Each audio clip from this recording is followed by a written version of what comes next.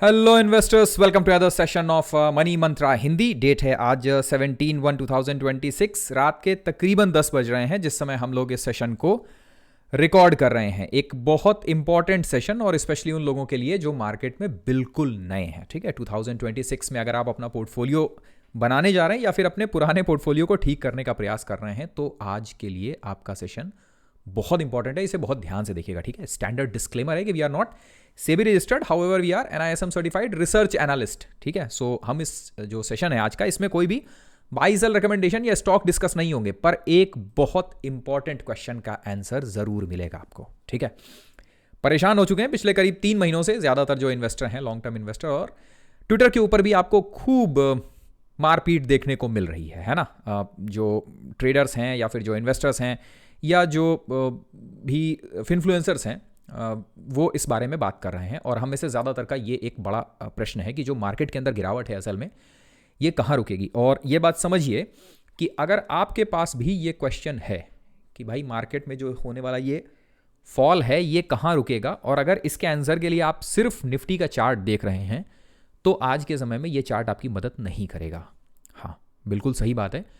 इतना कठिन time market में बहुत कम बार आया है। ठीक है, और अगर आप इसका आंसर चाहते हैं तो आपको वो आंसर मिलेगा इन 5 पॉइंट्स में। बहुत ध्यान से देखिएगा, इसको बहुत ज़रूरी है। ये वो टाइम है मार्केट का जब हर एक निवेशक को जो मार्केट सीखना चाहता है लंबे समय के लिए, उसको मार्केट में मैक्रो इकोनॉमिक डेटा को पढ़ना पड़ेगा।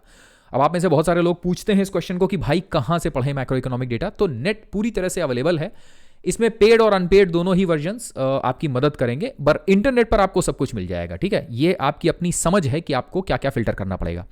अब ये क्वेश्चन अगर है हमारे पास में बड़ा कि भाई मार्केट में जो आने वाली गिरावट है ये कहाँ रुकेगी, तो चार्ट देखने से ये बिल्कुल नहीं पता चलने वाला है। क्यों? क्योंकि जो मार्केट की गिरावट है वो चार्ट्स के आधार पर नहीं हो रही है। मार्केट की गिरावट कुछ बहुत जो फंडामेंटल वजहें हैं उनकी वजह से हो रही है। तो जब आप उन फंडामेंटल वजहों को फोकस करेंगे, उनको ट्रैक करेंगे, तभी आपको ये पता चलेगा कि मार्केट की गिरावट कहाँ पे जाकर रुकेगी। जिनमें से सबसे पहला और सबसे इंपॉर्टेंट है FIIs का सेलिंग। बहुत ज़्यादा ज़रूरी है। और न सिर्फ FIIs, FPIs और FDIs दोनों ही सेल कर रहे हैं इंडिया के अंदर। ठीक है, तो ये डेटा अगर आप देखिए, इसको ये आपको अलग अलग वेबसाइट्स पे मिल जाएगा जिनमें आप मनी कंट्रोल को ट्रैक कर सकते हैं।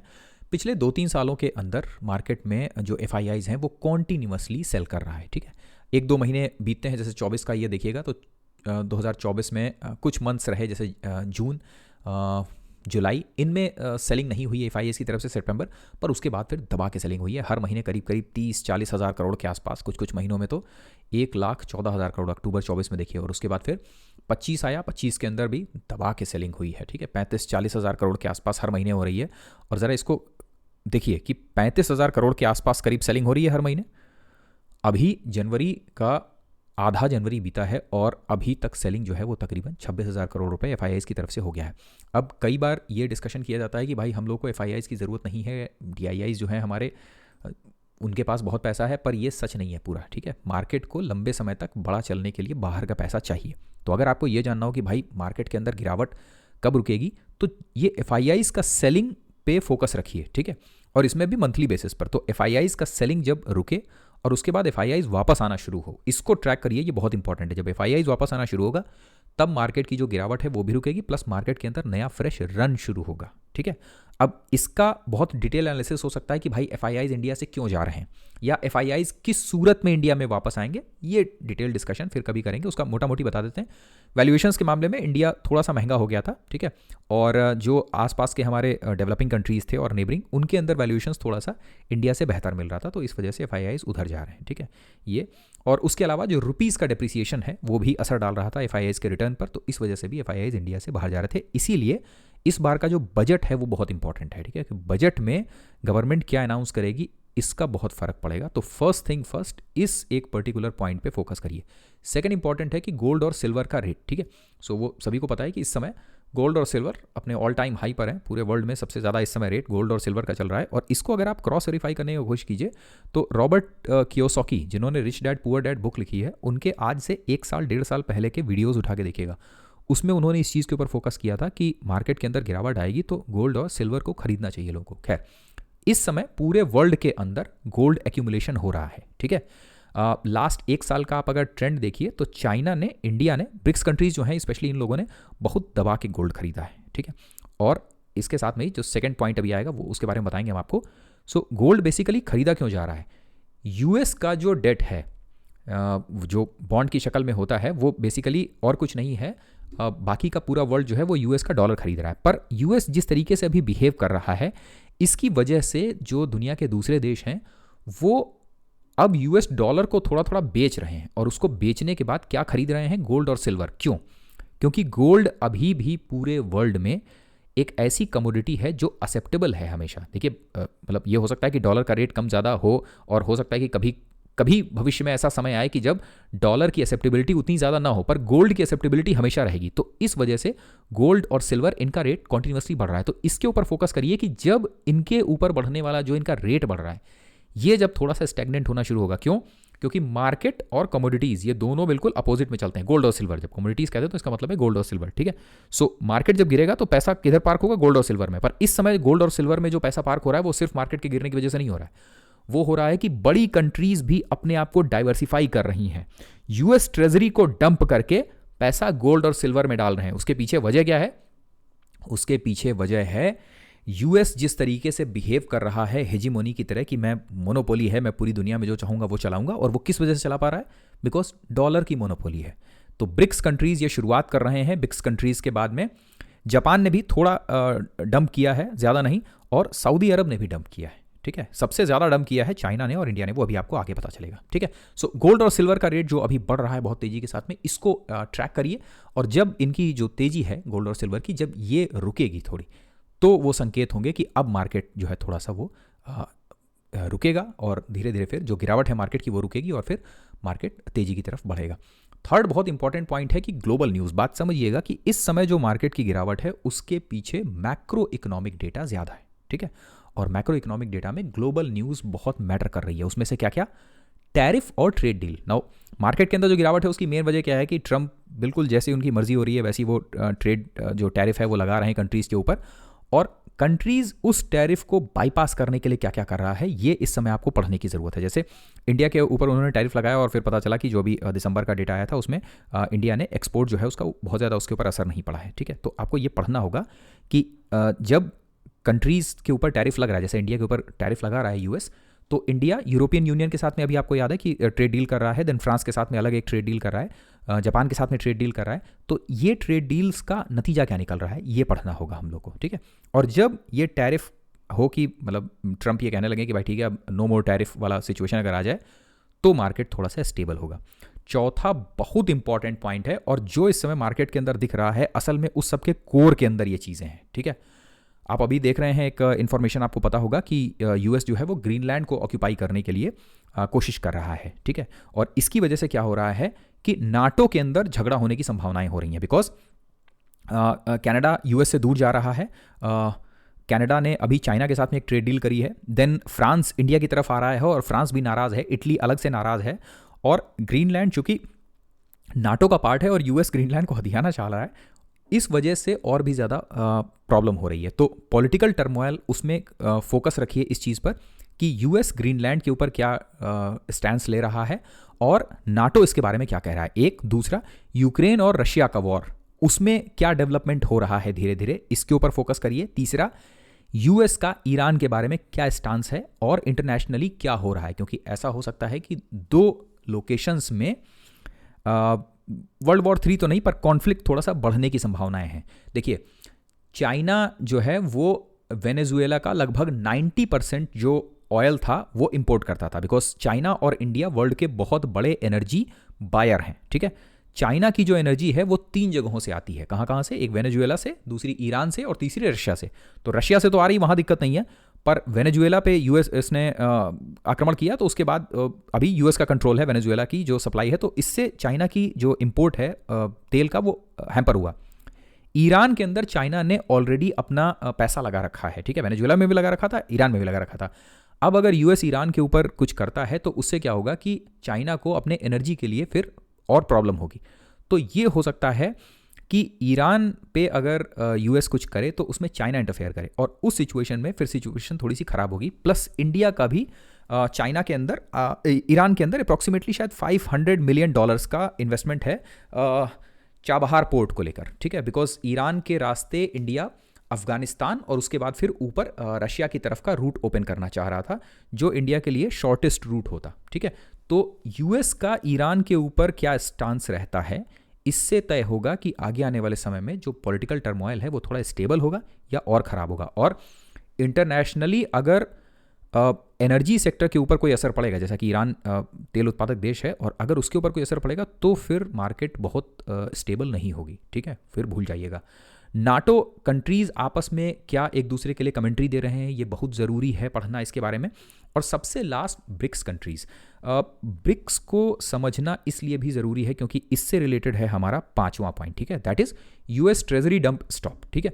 कि अब इसको हम बिल्कुल सिंपल भाषा में आपको समझा देते हैं तो आपको थोड़ा सा समझ में आएगा। हो ये रहा है कि यूएस के पास में जो पावर है, आप में से ज़्यादातर लोगों को पता है, जिसको नहीं मालूम है उसके लिए बता देते हैं।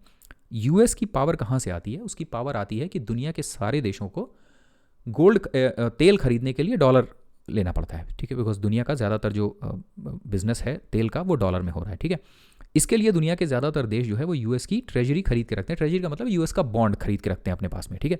इंडिया के पास अप्रॉक्सीमेटली $200 बिलियन का करीब बॉन्ड है, ठीक है। पर अब हो ये रहा है कि ब्रिक्स कंट्रीज़ यूएस का जो बॉन्ड है इसको बेच रहे हैं। अब समझिएगा कि अगर यूएस का बॉन्ड कॉन्टीन्यूसली ये लोग बेचते जा रहे हैं तो दैट मीन्स कि इसका खरीदार को नहीं मिल रहा है, ठीक है। ऐसा नहीं है कि खरीदार नहीं मिल रहा है, जब किसी चीज़ की बिकवाली ज़्यादा हो जाएगी तो उसका रेट गिर जाएगा, रेट गिर जाएगा तो उसके ऊपर से कॉन्फिडेंस खत्म हो जाएगा। तो 2-3 कंट्रीज़ ऐसे हैं जो इसको बहुत बुरी तरीके से बेच रहे हैं। अब कौन से कंट्रीज़ हैं ये देखिएगा, कौन कौन। एक तो चाइना, ठीक है, चाइना जो है वो यूएस ट्रेजरीज को सबसे बुरी तरीके से डंप कर रहा है। दूसरा इंडिया, इंडिया ने तकरीबन $200 बिलियन के आसपास में ट्रेजरी थी, इंडिया ने डंप किया है इसको।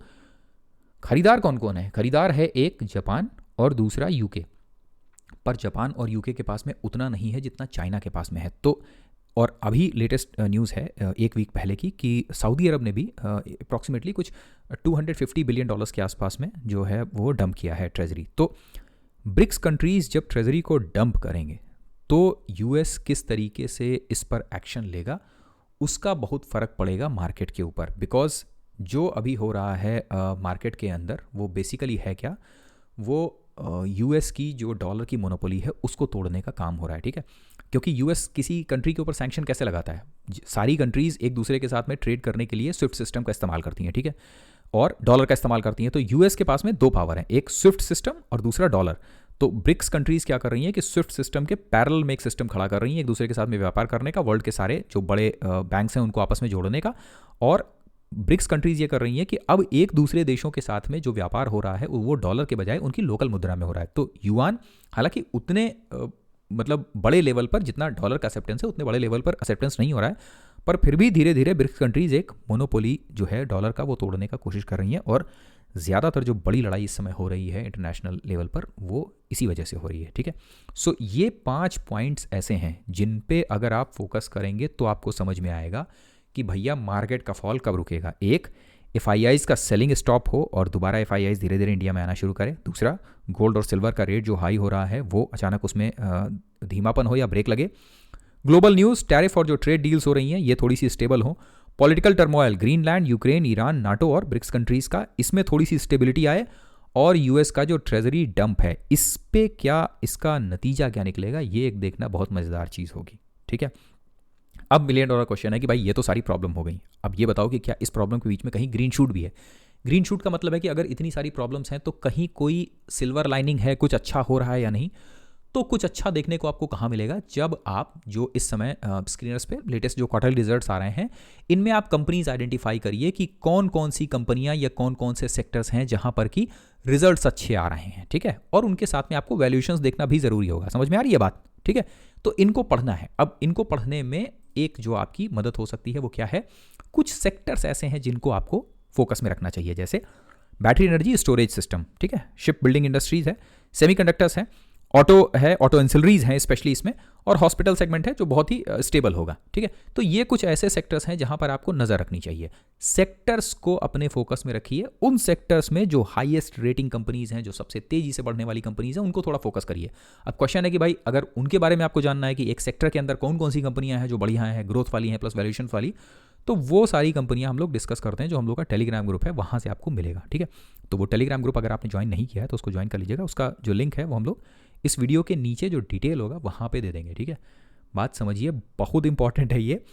इस समय अगर आप इंडिविजुअल कंपनीज के पीछे भागेंगे, ठीक है, ये समय हमारी अपनी जो मेमोरी है उसमें से मार्केट का one of the toughest time है, ठीक है। अगर टॉप के शायद हम 2 सिचुएशंस रखें तो उनमें है, एक तो कोविड का टाइम था जब बिल्कुल समझ नहीं आ रहा था, और दूसरा ये टाइम है बिकॉज ट्रंप का कुछ समझ में नहीं आ रहा है। और एक बहुत इंपॉर्टेंट चीज़ हुई है ट्रंप के इस पूरे इवेंट के दौरान कि यूएस के ऊपर से कंट्रीज़ का अब भरोसा हट रहा है, और वो आपको देखने को मिलेगा जब आप थोड़ा सा क्लोजली ट्रैक करेंगे नाटोस को। आप सोचिए कि नाटो संगठन के जो देश हैं वो भी अब धीरे धीरे यूएस पे भरोसा करना कम कर रहे हैं। मतलब ट्रंप ने ऐसा रायता फैलाया है, ठीक है। तो सिचुएशन मतलब वाकई कठिन हो गई है। तो ऐसी सिचुएशन में एक इन्वेस्टर के तौर पर आपको क्या करना होगा कि सेक्टर्स आइडेंटिफाई करिए, उन सेक्टर्स के अंदर फिर स्पेशल न्यूज़ पढ़िए कि भाई किस सेक्टर की किस कंपनी को बड़ा बिजनेस मिल रहा है और उसमें वैल्यूएशंस कहाँ आ रहा है, और इन सब के साथ में थोड़ा सा चार्ट स्टडी करिए। तो चार्ट के ऊपर आपको जो रन है वो देखने को मिलने लगेगा, और फिर तब आप आइडेंटिफाई कर सकते हैं कि कहाँ पर मतलब आगे आने वाले टाइम में बड़ा पैसा बनेगा। ऐसा नहीं है कि पैसा नहीं बनेगा, पर उतना आसान नहीं होगा। हाँ, ये गिरावट जब पूरी ख़त्म हो जाती है और गवर्नमेंट बहुत कोशिश कर रही है और बहुत अच्छी कोशिश कर रही है इस पूरी सिचुएशन से बाहर निकालने की कंट्री को, तो उसके ऊपर थोड़ा सा उसको ट्रैक करते रहना होगा हम लोग को कि जो गवर्नमेंट के एक्शंस हैं वो किन किन सेक्टर्स के ऊपर असर डाल रहे हैं, ठीक है। सो ये था छोटा सा सेशन। नो डाउट जो मार्केट का इस समय चल रहा है वो बहुत कठिन है, ठीक है। बहुत मेहनत लग रही है, स्पेशली इस समय इंडिविजुअल कंपनीज डिस्कस करने का बहुत ज़्यादा मतलब नहीं है। हाँ, कंपनीज जो अपना अनाउंसमेंट दे रही हैं बिजनेस के संबंध में, किसके पास में कितना ऑर्डर बुक है, उसका एग्जीक्यूशन कैसा चल रहा है, वो अच्छा है। सेक्टर्स के ऊपर गवर्नमेंट का जो फोकस है कि गवर्नमेंट किन सेक्टर्स के अंदर कैपेक्स कर रही है, ठीक है, प्लस कौन कौन से सेक्टर में प्राइवेट कैपेक्स हो रहा है कि जो उस सेक्टर की कंपनियां हैं वो भी कितना कैपेसिटी एक्सपेंशन कर रही हैं, इन सब के ऊपर थोड़ा सा फोकस करने की जरूरत है, स्पेशली सेक्टर स्पेसिफिक। अभी जो है ना वो मार्केट में वो टाइम नहीं रहा कि आप किसी एक कंपनी का चार्ट देखते हैं या उसके फंडामेंटल्स देखते हैं और आपको लगता है कि ये कंपनी परफॉर्म करेगी, वो टाइम नहीं है। मार्केट में वाकई इस समय कठिन टाइम है, और इसलिए आपको एक चीज़ देखने को मिलेगी। अभी देखिएगा इस समय कि जो इन्वेस्टर्स या जो ट्रेडर्स हैं वो धीरे धीरे कम हो रहे हैं मार्केट के अंदर। नए जो डीमैट अकाउंट्स हैं उनका ओपनिंग का डेटा आप सर्च करेंगे तो आपको पता चलेगा कि वो कम हो रहा है। आपको ये फ्रस्ट्रेशन जो न्यूज़ चैनल्स हैं, ठीक है ना, बिजनेस न्यूज़ चैनल्स हैं, उनके एंकर्स में फ्रस्ट्रेशंस देखने को मिलता है जब उनके लाइव सेशंस चलते हैं, आप ये देखिए।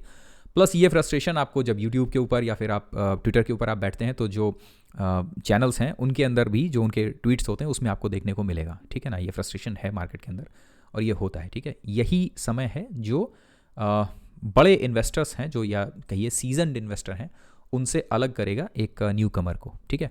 ये बेसिकली यूएस डेट क्लॉक है, ये अगर आपको देखनी हो तो इसको सर्च करिएगा गूगल के ऊपर, usdebtclock.org। इसमें थोड़ा सा डेटा है, हालांकि बहुत काम का नहीं है पर मज़ेदार होता है देखने में, ठीक है। और यही एक बड़ी वजह है इस समय ट्रंप के लिए जिसमें ये सारा तमाशा हो रहा है, बिकॉज उनको इस बड़े अपने यूएस डेट का जो पैसा है वो पे करना है, ठीक है। उसके लिए सबसे बड़ी समस्या हो रही है। ओके, सो ये था छोटा सा सेशन, और उम्मीद है कि आपको इस क्वेश्चन का आंसर मिल गया होगा कि मार्केट में जो गिरावट है वो कहाँ रुकेगी या उसके रुकने के क्या संकेत होंगे, ठीक है। सो अगेन एक बार डिस्क्लेमर दे देते हैं कि whatever we have share today it's not a buy sell recommendation, ऐसा कुछ हुआ भी नहीं। इंडिविजुअल कंपनीज भी हम लोगों ने डिस्कस नहीं करी है, हमने सिर्फ मोटा मोटी नॉलेज शेयर किया, और जो भी नॉलेज हमने शेयर किया है ये ओपन सोर्स से है, पूरे नेट पर मौजूद है, आप इसको पढ़ सकते हैं। We are not a SEBI registered but we are NISM certified research analyst.